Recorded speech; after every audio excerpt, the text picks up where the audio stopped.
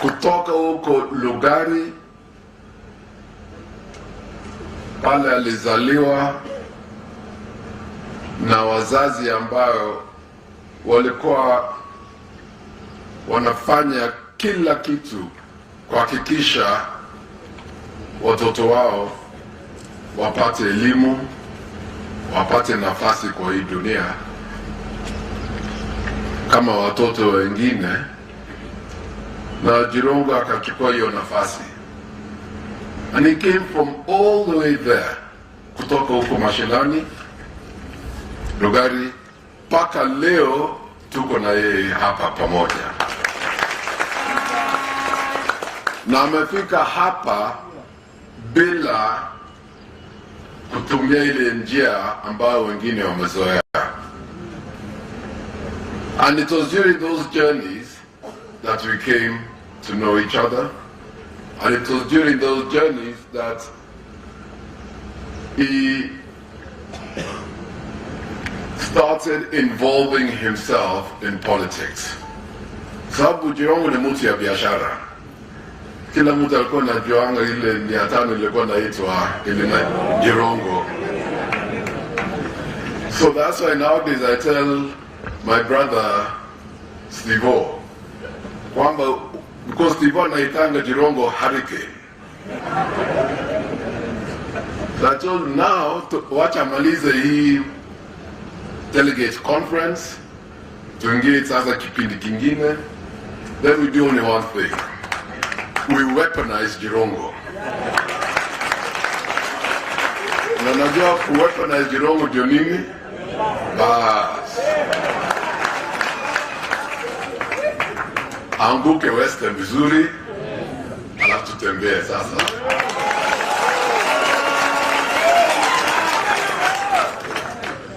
Na lengo letu is one. To transform, to change the lives of our people. Simple as that. Now, and he has said it in his speech. It's no longer business as usual. So, I value Jirongo on a personal level, and I value his political acumen, I value his honesty, I value his hard work, and his commitment to a cause.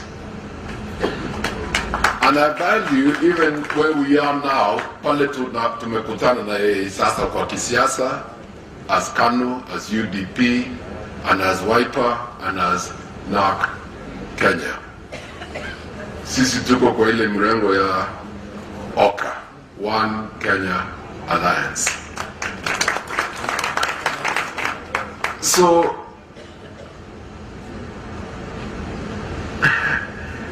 nimesikia wengine wanasema tuungane tuende ile na wengine. What we have said kama OKA, na my senior, His Excellency Kalonzo aseme mengi, is we've said tunataka sisi a structured dialogue. And we do things and conduct ourselves in a manner which will be transparent and in a manner which will bring confidence to our people and to those who we lead, and confidence, most importantly, to Kenyans.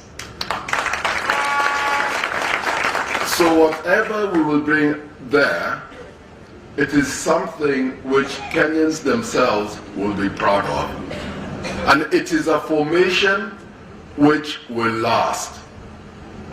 Unajua ni kama huwezi hata ukitongoza msichana, huwezi hivi alafu hata utaenda hivi tu hivi. Tunataka something built on strong foundation. Sindio? Pate watoto, wajukuu. You said that was a good marriage. Sindio? That is what we want. But we want to assure you and other Kenyans, there are those we can do business with, and there are those we cannot do business with.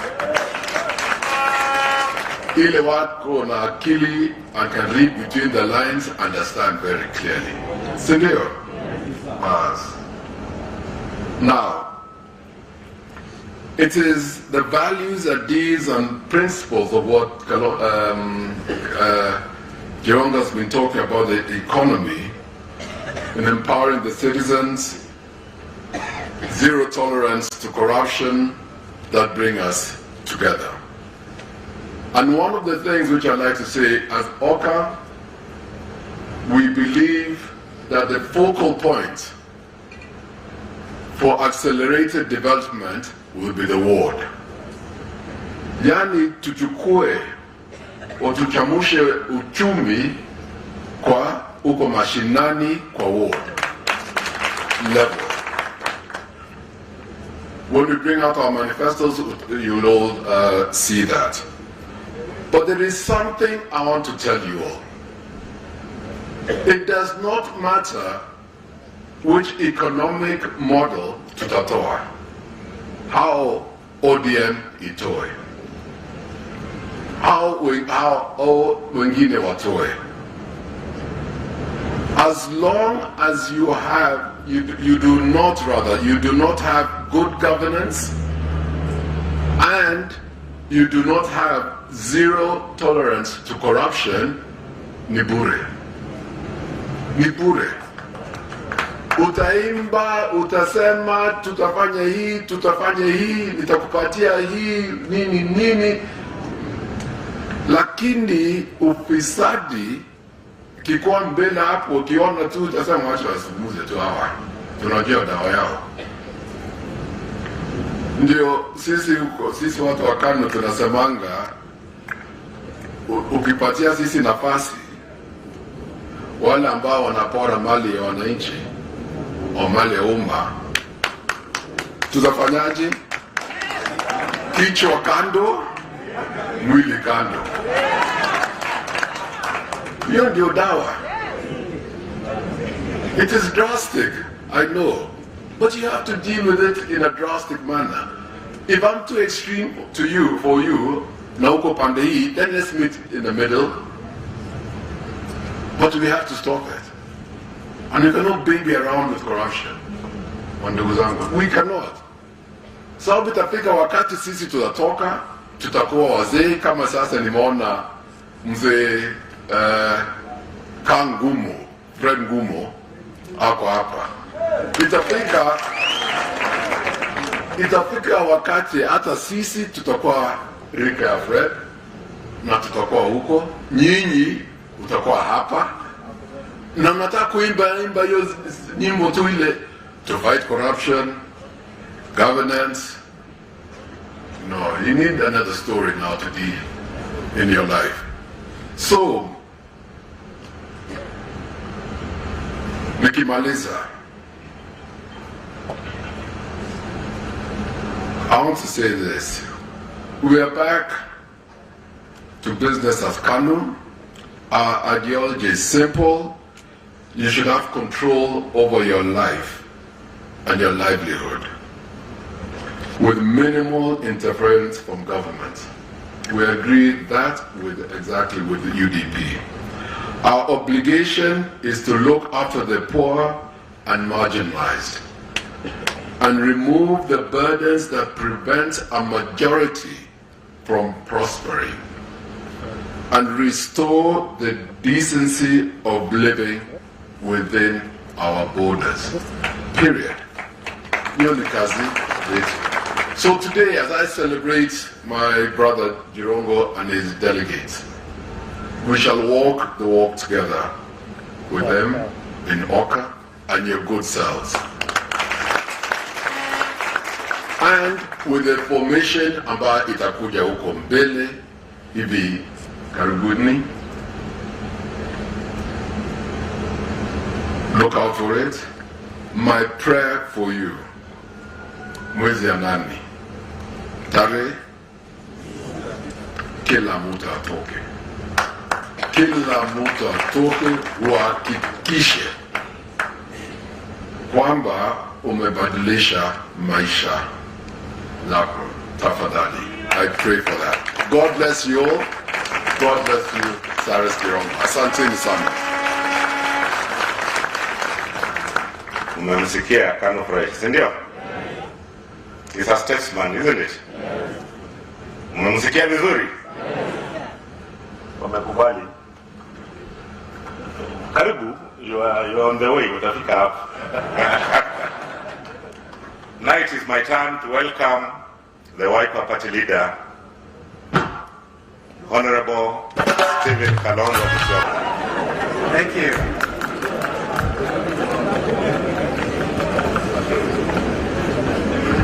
UDP. Gawa yetu, eh? Gawa yetu? Wow, I like that.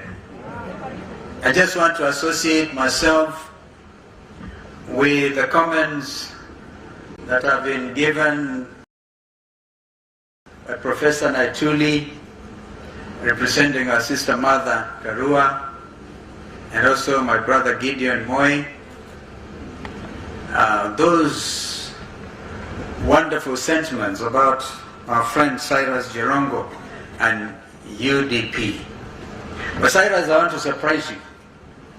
I read the Bible quite a lot. And there's a story about Cyrus in the Bible, in the book of Isaiah 45. Listen to this, Cyrus.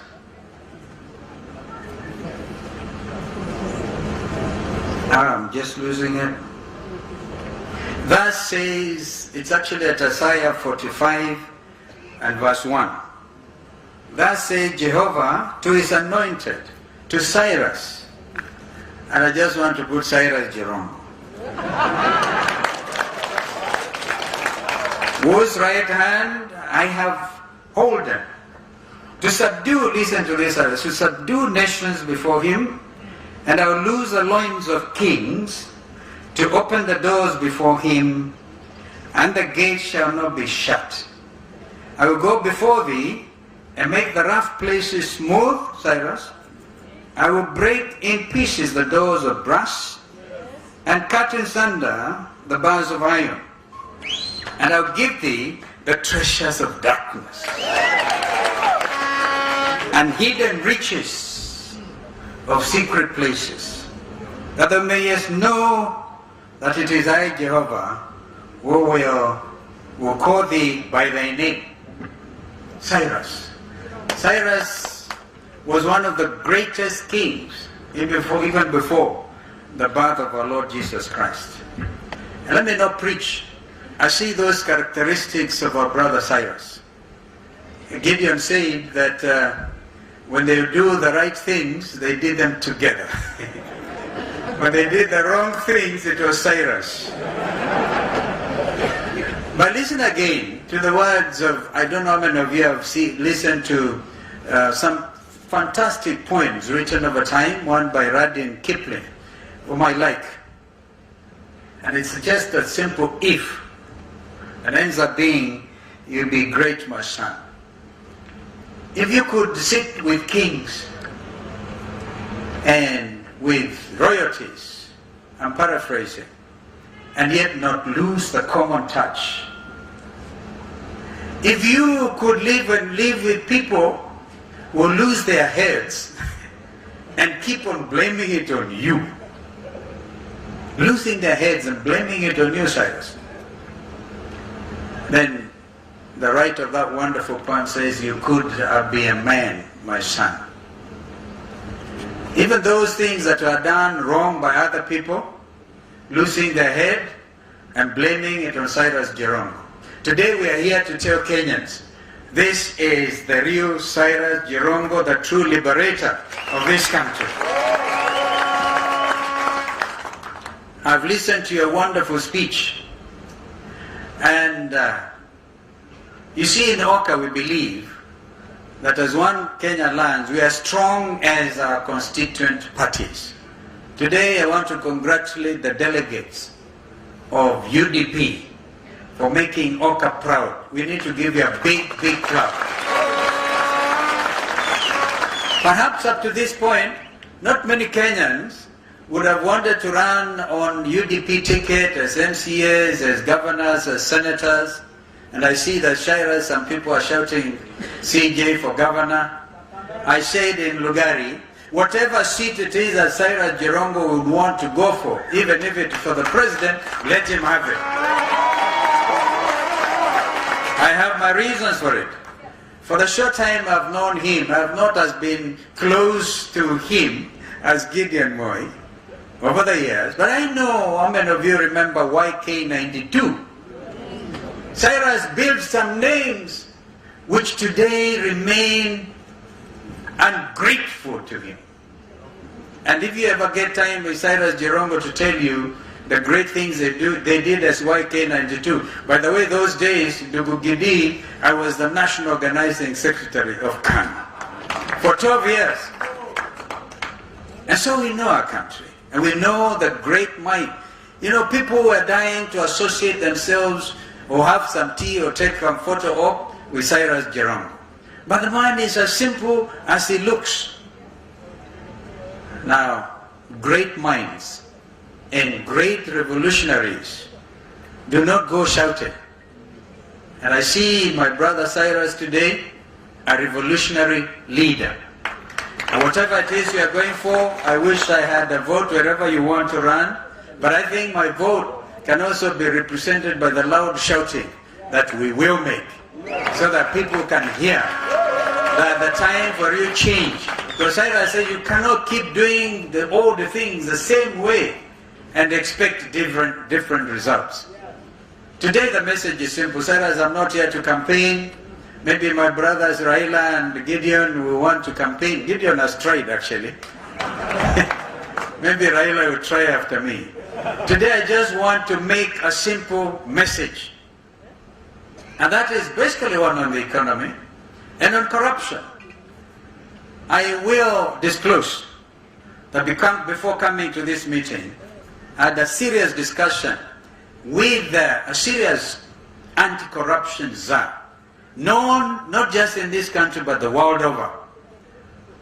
The name is Jirongo. I've had a quality time with Jirongo this morning, and I was trying to pick his mind. I was trying, John, the time to really change this country for real is now. And I can understand Manigidi's frustration. And you see now as a senior counsel, if I said like him, kichwa pande hii, na miguu ingine na mwili pande hii, I know that there are those who say, but it is an expression of frustration. For how long, Kenyans? Are we going to keep on repeating the same old mistakes? Nobody believes us now when you talk about the fight against corruption. I said it, and I'll repeat, that all those corrupt people, and we know them. In fact, the corrupt have been regrouping, and you can see them as they move across the length and the breadth of this nation. You can see the cartels moving in support of one candidate or another. They are known because they want to protect their interests, because they want to be part of the next government, so they can protect their ill-gotten wealth. We have some very good and very bad news for them. The good news is, out of my discussion with Jirongo, we will give you a moratorium of exactly 6 months. Murudishe hizo fedha ambazo mumeibia watu wetu fedha mpaka watoto hawana kazi, watoto wanalala njaa, munawaonga na hizo fedha ambazo mumeiba. 6 months. Hata zingine ziko nje ya Kenya ziregeshwe. After 6 months. The bad news is we will be absolutely ruthless with you, whoever you are. And we will make sure, in accordance with our belief in the principles of the rule of law, make sure that the wheels of justice will turn as fast as they possibly can to catch up with you, so that you will be the example. You cannot, gentlemen and ladies, I think that is Mpuru Ampuri, if I know him. One time he used to say, Ngai baba Kalonzo Rais. He's from Meru. Karibu sana Mheshimiwa Mpuru. So this is my message. And it's not a campaign message. Cyrus, I'm not going to campaign. There will be time. I remember in 2017, we agreed on the joint candidature of Right Honorable Raila Odinga on the 27th of April, 2017. But IEBC have allowed campaigns to start 3-4 years down the line. If there was ever a toothless agency, because even when they issue edicts against hate speech or calling somebody, did we not hear my brother Raila, a confession by somebody who said they stole our votes? Yangu na Raila. That's why I keep on saying tulishinda tena tukushinda. Tukashinda mara nyingine. 2013 tulishinda tena tukushinda. In 2017 tukashinda tena tukushinda. Viparanga vya kompyuta vikatokeza. Mwenye kuiba ametangazwa. Leave alone the Honorable Sabina Chege, for goodness sake. She just said what was in her heart. So IEBC is calling them, calling her now, calling out her name. But IEBC, where have you been? Taking the whole nation on a fully fledged campaign mode from 2018. And nobody was able to call out those people. Because in a hurry to hide their stolen money, confuse our youth and our women with very strange economic models. We have said, in order to reclaim the glory of this nation, as Brother Gideon has said, within our borders, we will have to work hard. I've talked of 24-hour economy. It is doable. We have said you can work 3 shifts. Whoever said in this country that workers can only be paid at end of the month? The late Daud Kabaka would sing about Mishahara Misha Mwezi. We have now, in order to increase the velocity of money, pesa mfukoni, we get money circulating after every 2 weeks.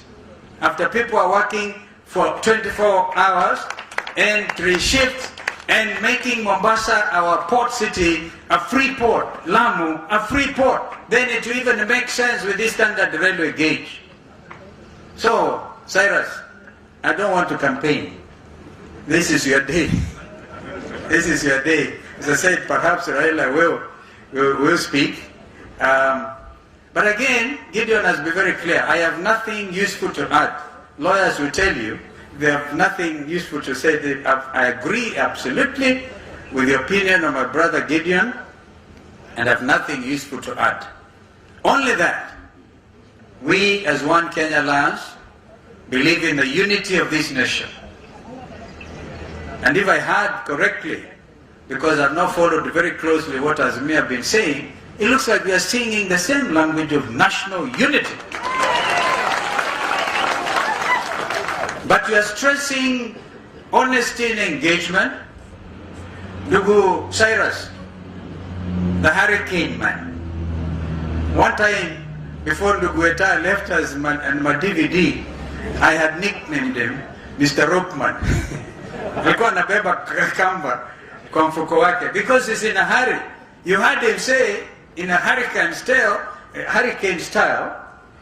that not the one which made the landfall in Madagascar, that even delegates want to know who is the presidential candidate before they leave. That is a hurricane man. But he could also be carrying a rope to rope in people. I really admire the speed, the strength of character and the clarity of mind that our brother Cyrus Jerongo has. And so, structured dialogue, honest conversation, no holds barred type of thing. And then the media will come up with amazing headlines. The indecisive kingmaker. Why is is it that they are wananiangalia tu mimi peke yangu? Siwaanze na Gideon Moi, waangalie Cyrus Jerongo, waangalie Martha Karua. What are you in a hurry to do? This time round, we will get this equation right. Trust me. So that this country will be forever free. And leadership will be seen to be what it is. A beacon of hope. When we say good governance, the rule of law, every Kenyan will believe us. So, Mungu abariki sana wana UDP. Ndugu Cyrus Jerongo, may you live forever. Remember Isaiah 45. Yani ile secret wealth utapata. Na ukipata hiyo kuja saidia One Kenya Alliance. Na usaidia Kenya. So, thank you so much, and I'm happy to see my brother Raila Odinga. Pole sana kwa safari na mambo mengi. Mungu akubariki pia. Thank you.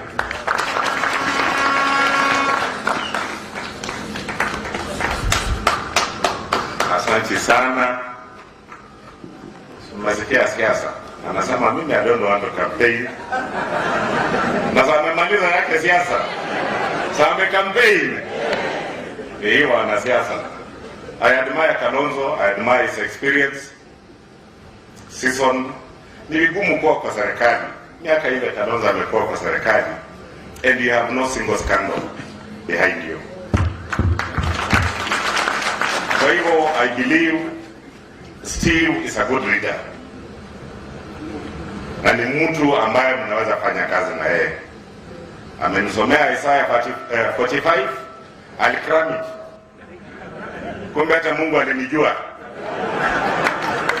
Now is the time to invite Baba.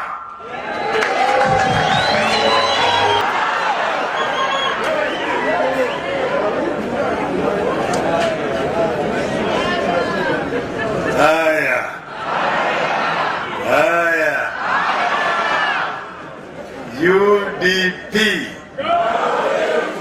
UDP. Asanteni sana.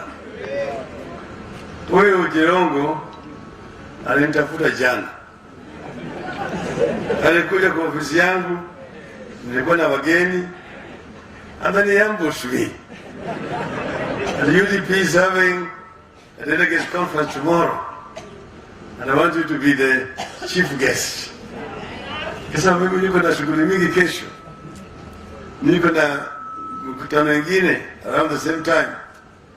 But he prevailed the way he has always been prevailing from the days of YK92. Akasema mpaka ukuje. Nikamwambia ni kesho iko tena NDC ya PNU. But he said I must come even for just half an hour. Nimekuja? Baba amekuja. So now I thought, what do you tell the delegate of UDP? He had told me something about the philosophy, ideology of UDP, and I said, I'll just talk to them as Kenyans. So I'll put some little notes here. You'll guide me in what I want to tell you people. And I'm saying that we are honored to join you at your National Delegates Convention as you prepare to hit the road and help change Kenya in the August elections. Because this party shares our greater vision for a better Kenya, bringing the people together, I'm happy to associate with it.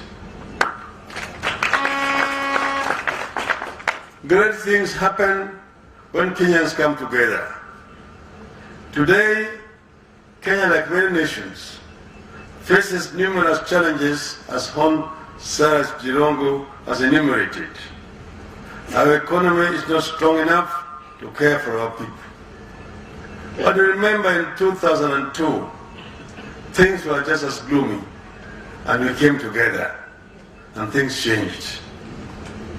Today, our youth have no jobs. or elderly are not adequately taken care of in retirement. Our agriculture is unable to feed our people and to earn us adequate foreign exchange. Teachers in our schools, just like the parents, are feeling squeezed. University academics and non-academic staff, doctors and nurses are all living in duress. There can be no doubt that this country needs a massive investment in sectors like manufacturing, infrastructure, healthcare, and information technology to create wealth and employment for our people. Virtually all Kenyans are caught in a daily battles to make ends meet. Virtually all Kenyans are caught in a feeling that however hard they try, they just can't get a breakthrough. There can be no denying that the country needs massive efforts to promote and protect the small-scale businesses from unfair competition, particularly from foreigners.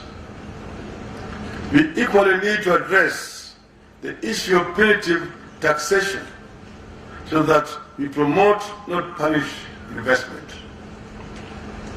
We need a fair and transparent tax regime backed by a clean and efficient public service. We need a country with zero tolerance to corruption. A section of our leaders seem to believe that corruption is a right and a privilege that they must enjoy. However, ladies and gentlemen, Wana UDP, these challenges are not insurmountable. They are not a reason for us to give up on our country and sell anger, hopelessness to our people. As I've said before, our country is ripe for a third and final liberation. You remember, the first liberation removed colonialism and brought independence to our country. The second liberation, which was also just as protracted, brought us a new and progressive constitution. Both were achieved through unity and a shared sense of purpose among Kenyans. Great things happen when we come together.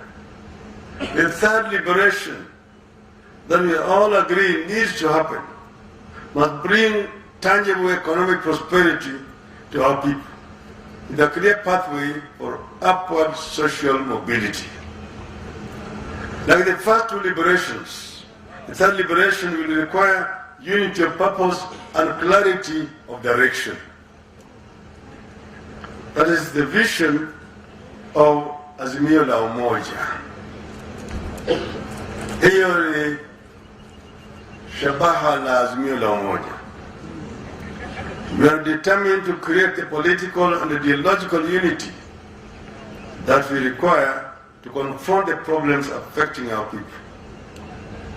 Our plan includes rolling out an all-out war on poverty and unemployment in Kenya, tackling healthcare challenges through more hospitals, more doctors, more well-paid and motivated health workers, and insurance, health insurance. We plan to create a broadly shared and widely supported vision on education of our children, with more schools, more trained, well-paid and motivated teachers and focused learners.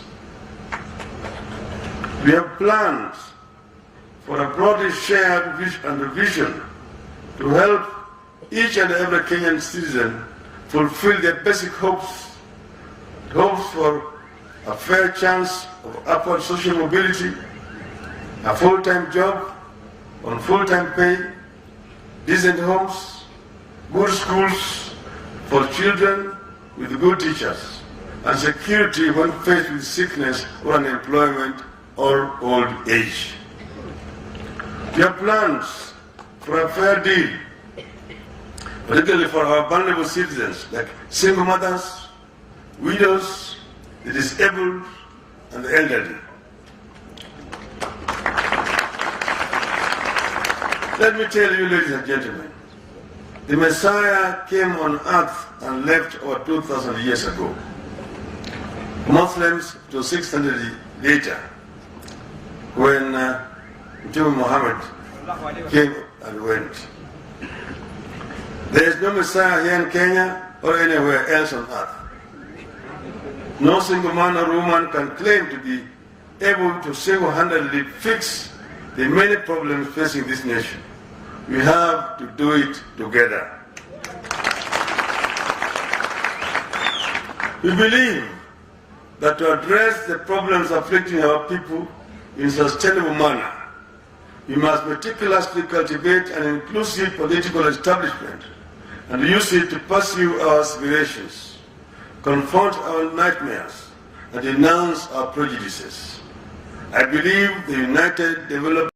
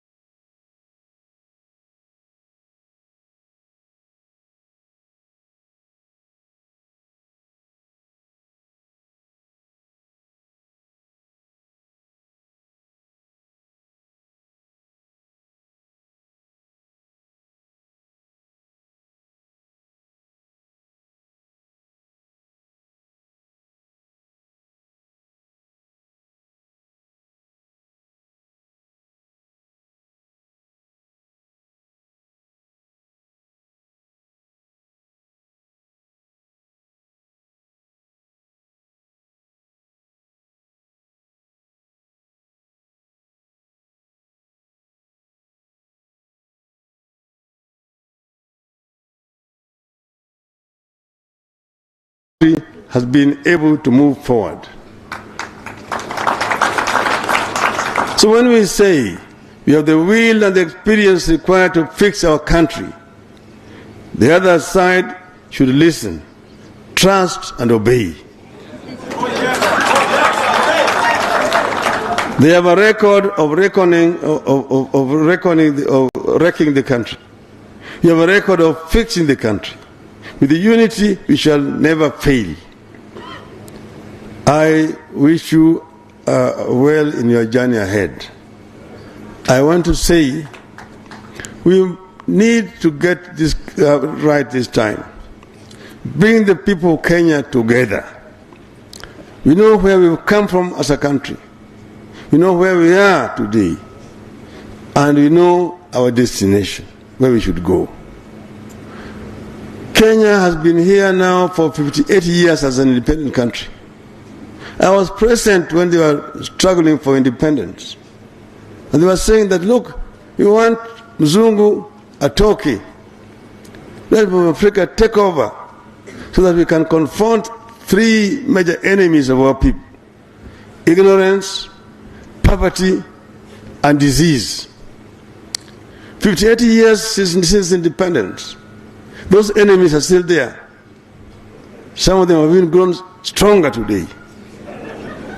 Unless we change the direction, another 50 years we shall still be here where we are.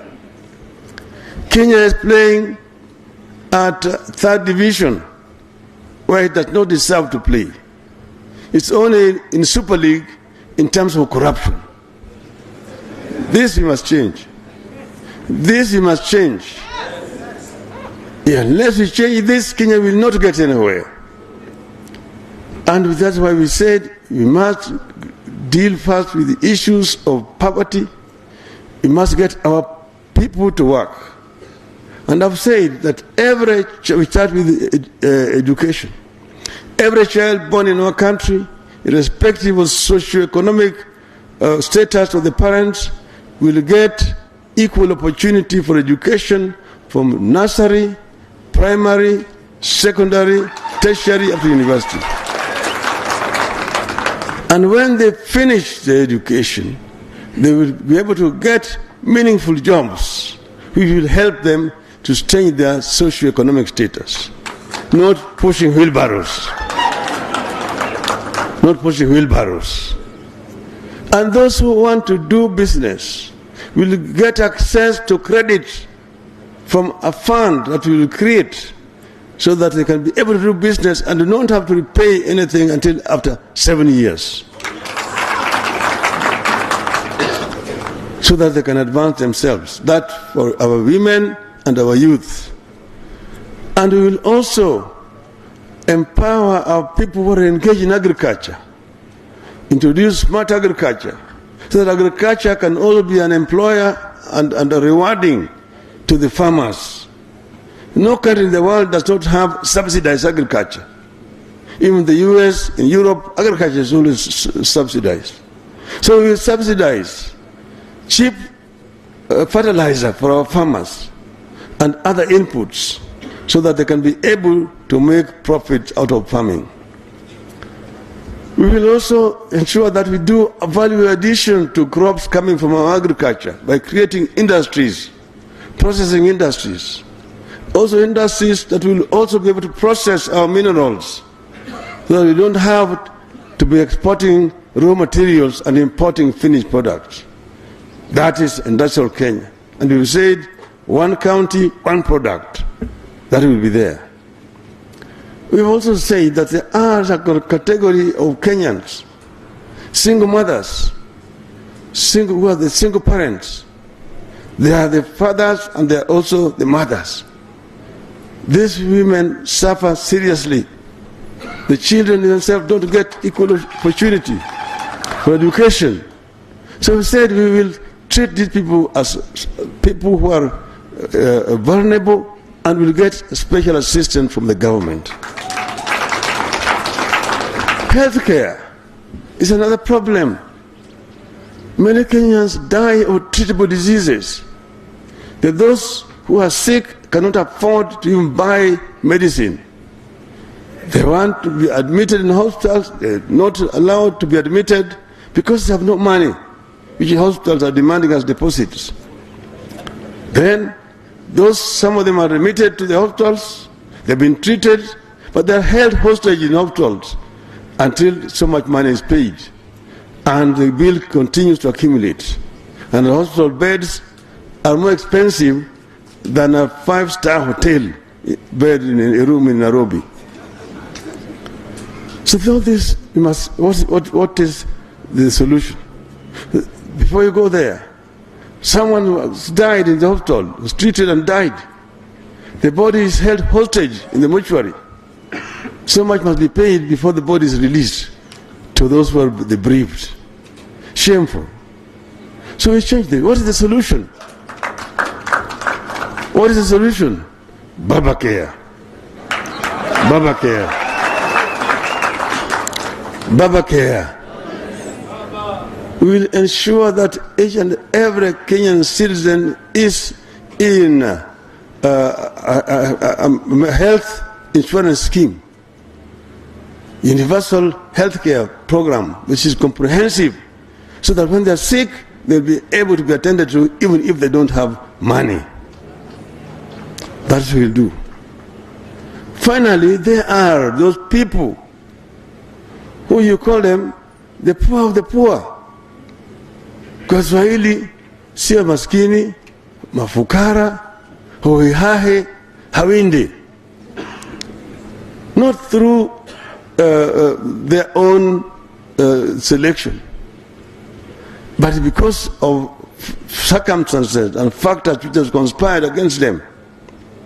Some in the rural poor, farmers, the rains have disappeared, the crops have dried up, so you have got hunger in the rural areas. Pastoralists, the animals have died because there's no water, there's no pasture. So therefore the children have nothing to eat. The urban poor, mwingine amepiga lami, ana chochote. Mwingine alikuwa anafanya kazi, amefutwa kazi. Mwingine alikuwa anafanya kwa kampuni nyingine, hiyo kampuni imefilisika. So they don't even have money to pay rent. These urban poor. In the US, in Europe, even in Brazil, even in India, even in Egypt and Namibia, these people are treated as vulnerable people, and they have got a social protection program to cater for these people. So we say that we will introduce a social protection fund in this country, and these vulnerable families without any income will get from the government every month 6,000 shillings. Wanatangatanga wanasema, oh, baba anadanganya watu, hakuna pesa. Mimi nimeshakuwa waziri mkuu ya Jamhuri ya Kenya. Najua pale pesa iko. Najua pale hao watu wanapenya kila mara kwa mara na kuingia na kuiba pesa zetu. Mimi najua. Sasa ile wanaingia membamba kama sindano. Baada ya mwaka moja mefura kama kupe. Unajua? Nitaziba hizo mianya zote. Utapata pesa ya kutosha ya kumudu hii mpango. Sawa? Sasa ile mbiba pesa zenu, anabeba na gunia. Anakuja naye. Oh, mimi nataka kufanya harambee kwa vikundi vya vijana. 5,000,000. Vikundi vya kina mama 5,000,000. Basi ya shule 10,000,000. Ameingia kwa kanisa. Sasa yeye akiwa Mkristo kushinda kasisi au askofu. Atufungulieni Nehemia 5 fungu ya 2 inasema nini? Yeye amekuwa Mkristo kabisa. Ati huyo askofu hana gari 10,000,000. Mtu mmoja ana kila mwezi anatumia 1,100,000 kwa harambee, mshahara yake ni 2,000,000 peke yake. Hii nyingine inatoka wapi? Ni pesa yenu ambayo ameiba, sio? Sio? Simejua namna hiyo? Tutaziba haya yote, tutapigana na ufisadi katika taifa letu na Kenya itaendelea mbele. Asanteni sana. Mungu awabariki. Asanteni sana. Ningeomba viongozi wote wasimame kwenye picha tafadhali. Anastasia. Usiwe manamba wa matatu, unasema twende na kisha hauendi. Tuko pamoja kama tuko kwa Azimio baba. Ngoja kwanza, nilikuja hapa na viongozi Fred Gumo, tuko naye hapa Kangumu. Niko hapa na Mpuru wa Buri, mwenyekiti wa Mperu chama. Vile vile nataka mjue ya kwamba kesho wana Jubilee watakuwa na NDC yao, na kesho kutwa ODM itakuwa na NDC. Alafu siku hiyo wana Jubilee na wana ODM na wale vyama vyote ambaye wanaunga Azimio watakuja pamoja kuunda Azimio. Kwa hivyo Azimio hajaundwa. Mimi naalika UDP na Wiper na KANU wakuje tuunde Azimio pamoja. Asante sana. Asante sana. Ningeomba viongozi wa OKA wasonge mbele tupate picha na baba. Tafadhali, Anastasia. Usiwe manamba wa matatu, twende mpaka kwenye bebe. Ubarikiwe.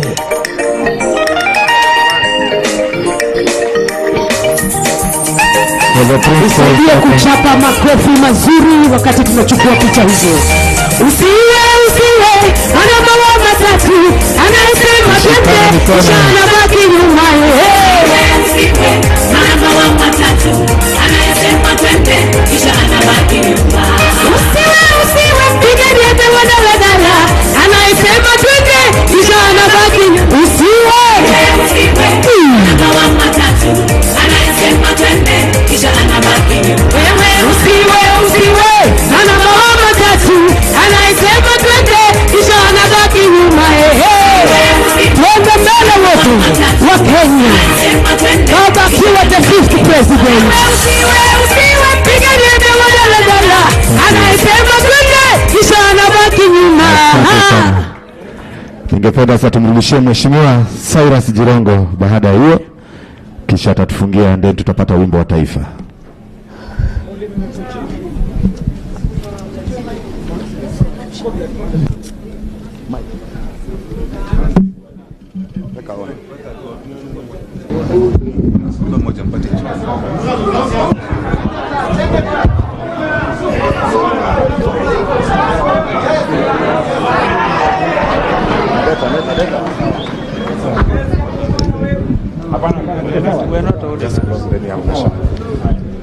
Thank you so much. Narudisha asanti kwa Mheshimiwa Raila Odinga, Mheshimiwa Stephen Kalonzo Musyoka, Mheshimiwa Gideon Moi, representative wa Martha Karua, waheshimiwa ambao wote wamekuja, Mheshimiwa Mpuri, Mheshimiwa Maze, mzee wetu Fred Ngumo, Senator George Khaniri amekuwa hapa, amekimbia. Tuko na ndugu yetu Sifuna ambaye ni Secretary General wa chama cha ODM, na vile tumesema tunaomba Mungu abariki nchi, and on Saturday mzee we will be with you, tuone tutaanza kufanya kazi pamoja namna gani, tuende mbele. Kwa hayo machache na washukuru sana, narudishia viongozi asante kubwa, wimbo wa taifa, alafu mkutano itakuwa imeisha. Thank you so much.